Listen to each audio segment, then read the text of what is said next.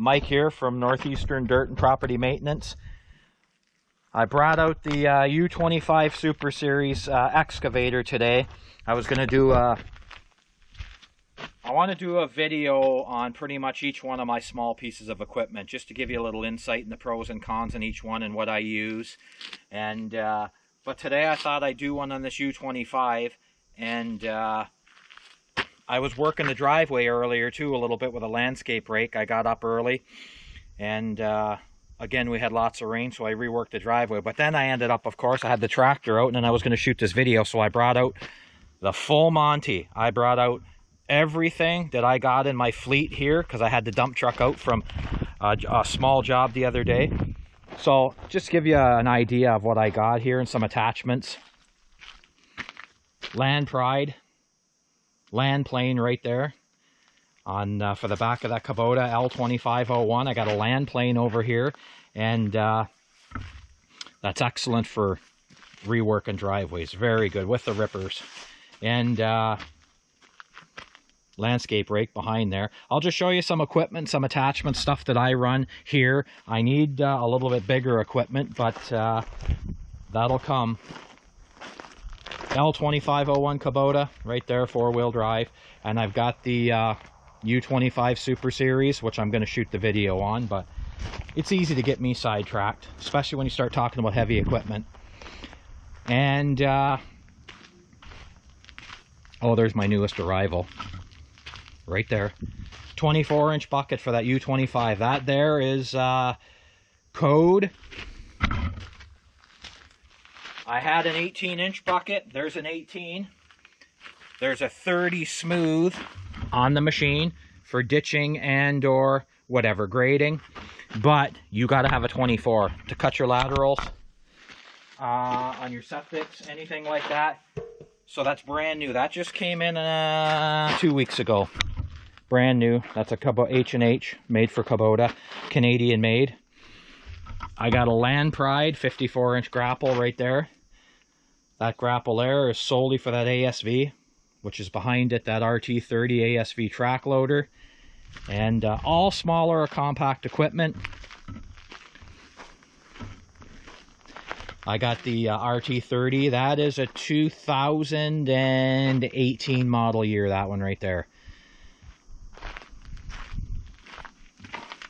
As you've seen in my previous videos, my firewood trailer, that's what I put behind that Kubota to run firewood, and I've actually had it behind this track loader too. And here in the weeds, I hate stuff in the weeds. And just to let you know, stuff in the weeds drives me nuts because the weeds hold moisture and things rust. So that's going to end. The concrete formers came yesterday and they dropped all their forms off over there. And I can show you. And they're going to start forming and pour in my shop. So hopefully this week these guys will be back. I think they're stripping forms on another job today. They're going to be back and we're going to be pouring that floor. And I'd love to get that 30 by 50 shop up and these double C cans set up. And then my equipment, everything's going to be inside. Attachments outside drives me ballistic. Anything outside. And why? Because stuff is way too expensive to be leaving outside to get rusty, and moisture drives me crazy. Okay, so Bobcat number 10 auger right there. That's a number 10 Bobcat auger for the track loader. And I've got augers anywhere from 8-inch to 24-inch. You can see the big boy over there. And down in southern Ontario, you ram them in the ground for building your pole barns and stuff. And underneath the rusty augers is a semi-rusted tree scoop. Goes on the front of a track loader or skid steer, and that's just a glorified shovel. And let me show you. Oh, you can't see. There's so many weeds. But we'll get in here. Okay. And what that is, that's just a glorified shovel with a quick attach plate on it. And it's just a scoop. You go around each side of a tree, and then you just pop it out of the ground with a track loader, skid steer, and you just carry your dugout tree wherever you want. And it actually works pretty good. And over here, bush hog rotary cutter, 60-inch bush hog rotary cutter right there. And that's for behind the tractor. The L-2501 for rotary cutting, cuts like a champ and does a nice job. And weeds, anything pretty much up to, you can go up to 2-inch with that. 1.5 to 2-inch brush, take it easy, and it'll take it. I've had it for 20 years and it served me right. So Bush Hog, they make a good product. And of course, I threw that in here too. The hook lift truck there. As you can see, it's got a 6-yard bin on it right now. And that's kind of my bread and butter for moving things around, floating my equipment from job to job, and dumping off those bins, the rental bins. Mind you, I haven't rented too many bins since I come up here in the last year. I think I've rented 4 bins, so it hasn't taken off yet. But of course, I'm not well known yet up here either. I'm just establishing my turf, marking my turf right now. And there's a 14-yard bin for that hook lift truck right there. That's made by the Amish.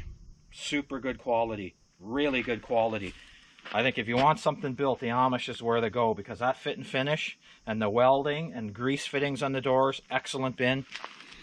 I would highly recommend them. And then there's a 16-foot flat deck right there with a Warren winch on it. That is my 16-foot flat deck right there for that hook lift truck to run in tandem with them bins. Haul your equipment around, do whatever. You can haul equipment, pick stuff up, drop stuff off for other people, whatever. It just makes you versatile. And the little Trailer World galvanized trailer out of Brantford right there. Dura Trail, 12-foot, 6x12 Galvy trailer. I run my snowmobiles and my ATV in that.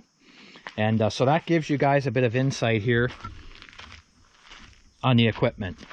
You probably get dizzy watching this video. But anyway, we're going to shoot a little video on the U-25. It's the only excavator I got. Small machine, 5,600 pound class machine, really. And for up here in northeastern Ontario, you almost have to, if you're serious, you have to have 2 excavators. I don't care what anybody says.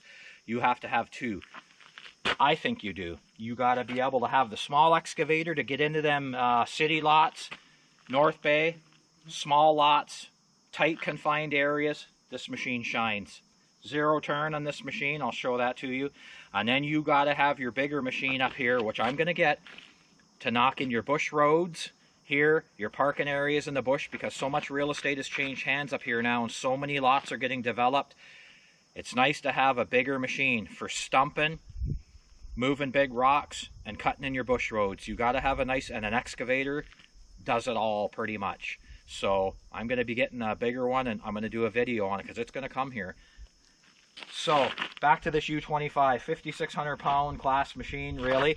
And it'll dig comfortably 8 foot. It's spec'd out for 9'3", whatever, over the blade straight down. Well, you can't see nothing when you're that deep anyway. So you know what, 7 to 8 feet comfy, whether you're dropping in a tank, it doesn't matter. Small septic, plastic tank, whatever. Great for cutting laterals for septics, you know what, ditching, all your small excavating. This machine shines. I mean, I have no complaints about this U-25 Super Series. Oh, I have one, and I'll tell you. Overall, though, I have virtually no complaints. I got a 30-inch smooth on it right now. Ditching bucket on there, grading bucket, and I'm going to say this. If you're considering an excavator, whether it's for your business, whether it's for your hobby farm, it doesn't matter. Don't even dream of getting an excavator without a thumb. If you buy it without a thumb, order yourself a thumb, man. This here, well, think of it this way. If you got no thumb on your hand, you know what? It's awful hard to grab things and hold on and maneuver things if you don't have a thumb. So just think of it that way. This now turns this unit right into your hand where you can pick things up. You got to have a hydraulic thumb. Not hydraulic, you can get a mechanical thumb that locks in place. Mind you, they only lock in one position, so once you lock it in, that's where the mechanical thumb is stuck, unless you get out of the machine and adjust it up, pin it down, pin it up, or pin it in the middle. This fully hydraulic thumb on a hydraulic cylinder, run off the auxiliary circuit on the machine, You can't beat a hydraulic thumb. I just can't emphasize how good hydraulic thumbs are. Get yourself one if you don't have one. And straight blade on this machine, just a straight blade, nothing fancy. This is not a, this machine is not loaded with features. This is an under 27 horse non-emission machine. That's kind of why I bought it for a small machine, and I like Kubota. So I'm kind of pro Kubota, even though everybody makes some good stuff out there. Some are just a little bit different than others. So on this machine, pretty basic machine. 2 sticks for traversing, left stick for your left track, right stick for your right track. Right here, you're running your thumb, open and close on your thumb. That's how they lay them out. And here, on the other side, you got your boom swing right there. Your boom swing. And that's how you swing your boom and your stick off that treadle pedal, left and right there. And I'll take you around and show you a few other up here. 2-speed, track speed right there, 2-speed, that green button on top of your blade. This is your hydraulic blade, up, down. That's how you raise that straight blade up and down, just going up and going down. Push this if you want 2-speed, push it again if you want a single speed. It's just basically rabbit and turtle, slow and fast. That's all it does. And of course, here's my brochure. I had to make sure I had a few facts straight. There's your controls over there. I don't know if you guys can see them. Hopefully you can. Pretty basic fuel right there, and engine temperature, and your hour meter right there, and a clock, and just the basic stuff on this one here.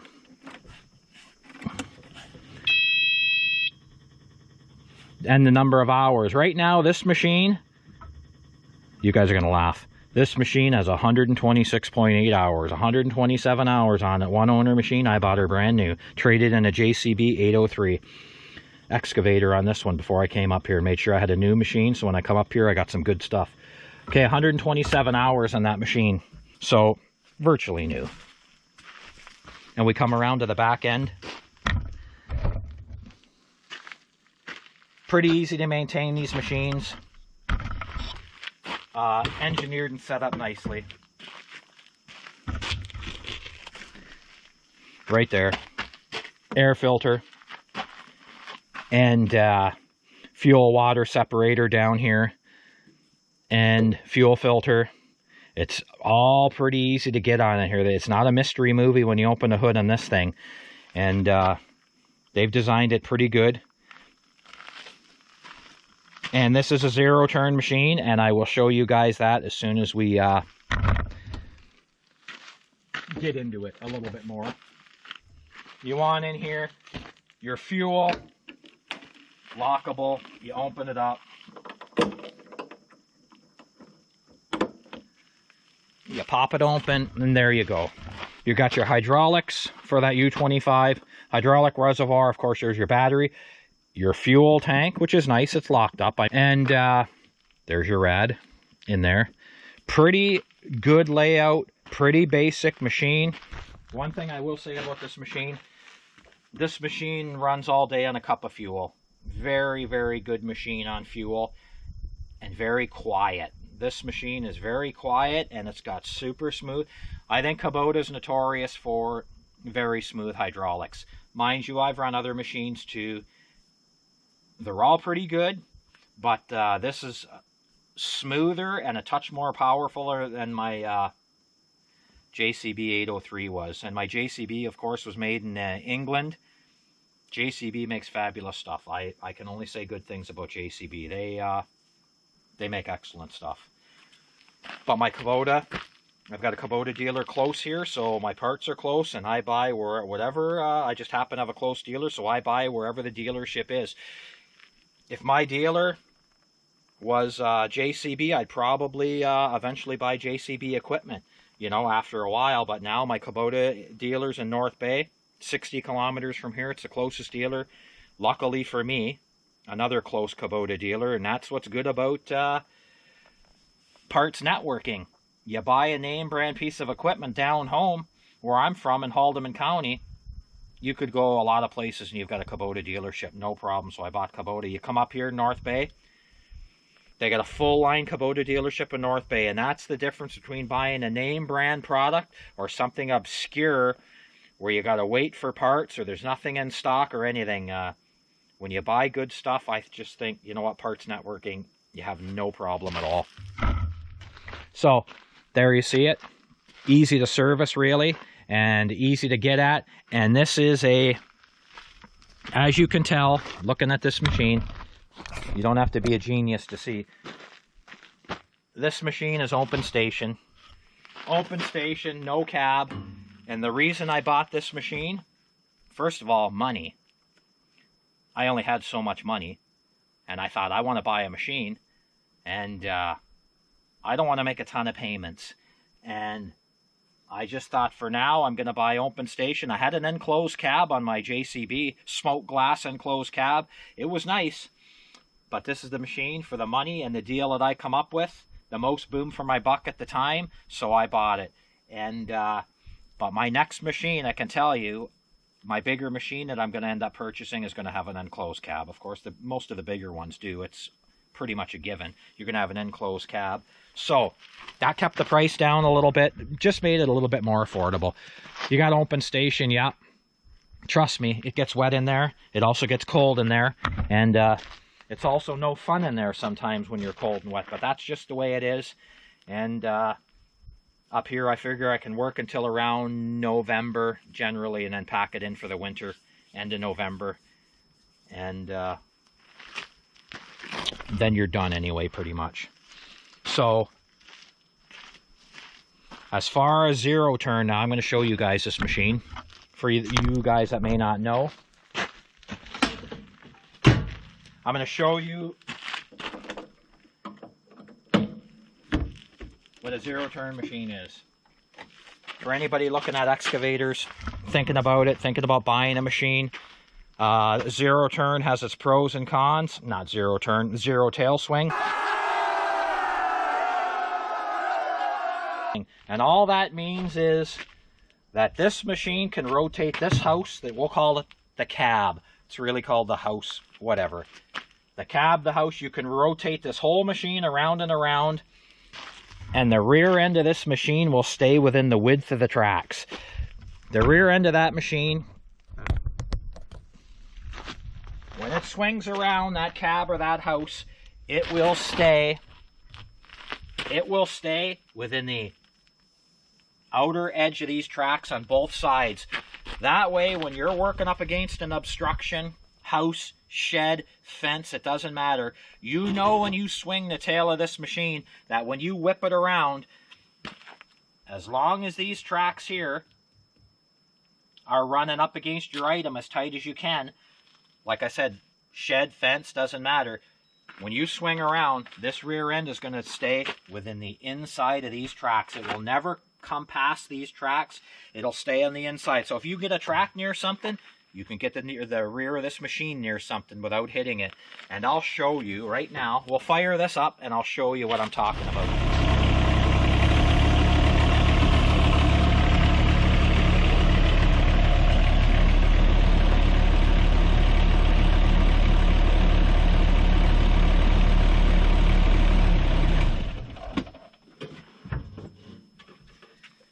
So as you can tell, looking at the swing on this thing, you look down there and you're pretty safe right there, backing up against any obstruction. You can get that track as tight as you want to a fence or a house or anything. Look at where your counterweight is, that back bumper. So in layman's terms, that rear bumper. Look how it lines up with the outside edge of those tracks. Right here. You can swing this machine around and you're not going to knock out somebody's lower bay window. You're not going to smash into the bricks of their house, their vinyl siding. Hey, it can all happen. And I always say this. Anybody can run an excavator in a field, digging a hole, digging a pond, clearing a fence line or a brush line. Take that same guy, put him in a subdivision between expensive homes, in a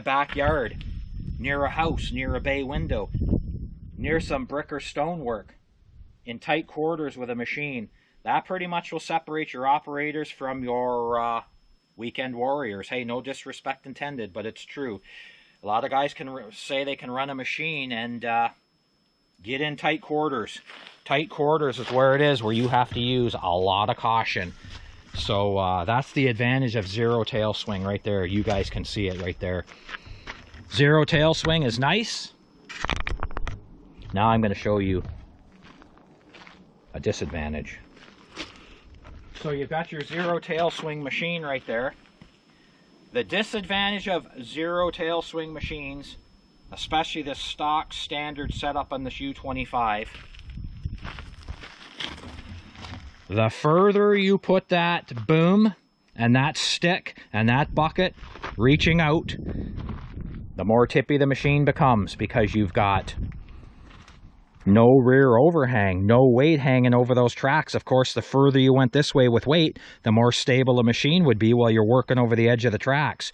But on these zero-turn machines, you sacrifice some side loading and side lifting and side working abilities, more so than on a conventional machine with no tail swing. So the further you go out with this stick and this boom, as you can tell, the tippier that machine's going to be.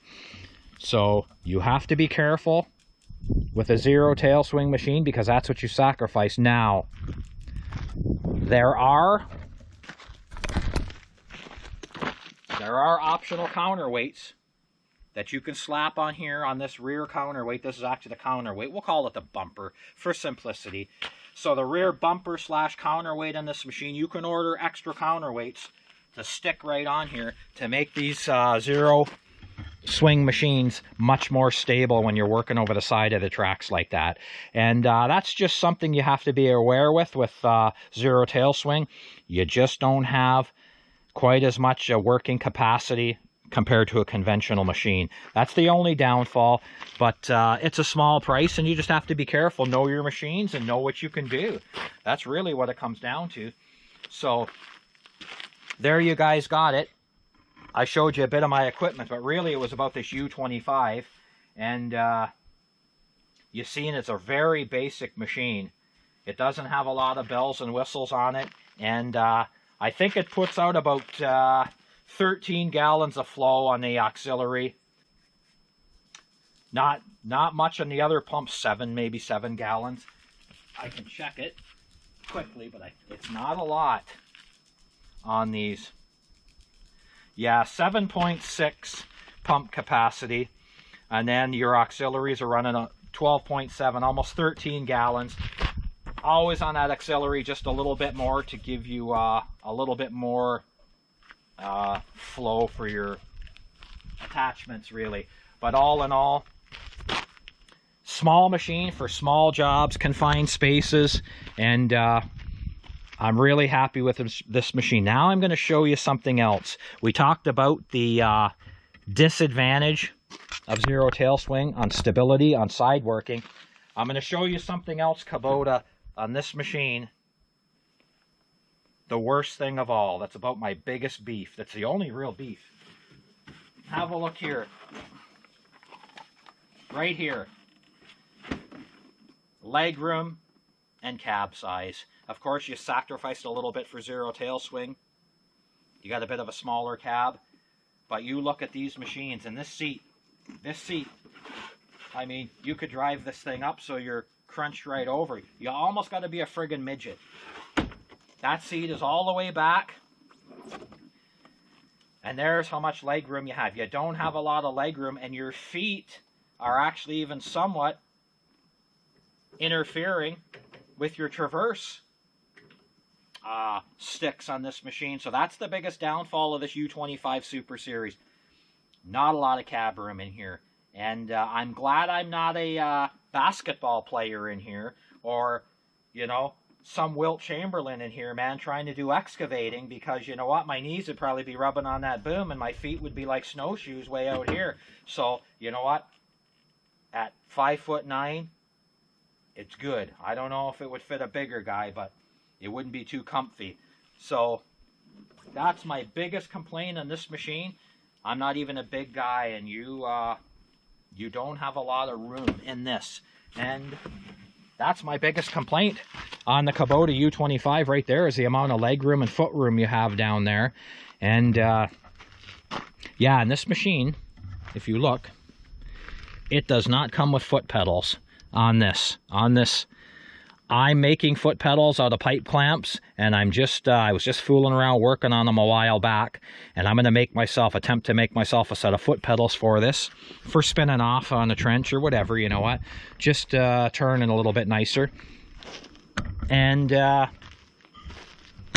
yeah, so I just thought I'd show you guys this, and I brought out all my equipment today too, because I was working on the driveway, as you've seen, so I gave you a little bit of equipment demonstration there. And if you're into small excavators, or you need a small excavator, you'll have to determine whether zero turn is for you or not versus conventional. They have their advantages, they have their disadvantages, but overall, I like them. I would I think I would stick with the zero turn, me personally, for the areas I go into with my machinery. And I just thought I'd show you guys this. So thanks for tuning in, and I'm going to do a little bit on each piece of machinery I got, some pros and some cons. So there it is, Kubota U-25. So thanks you guys for tuning in, and I'm going to shoot some more videos on equipment. Okay, thanks.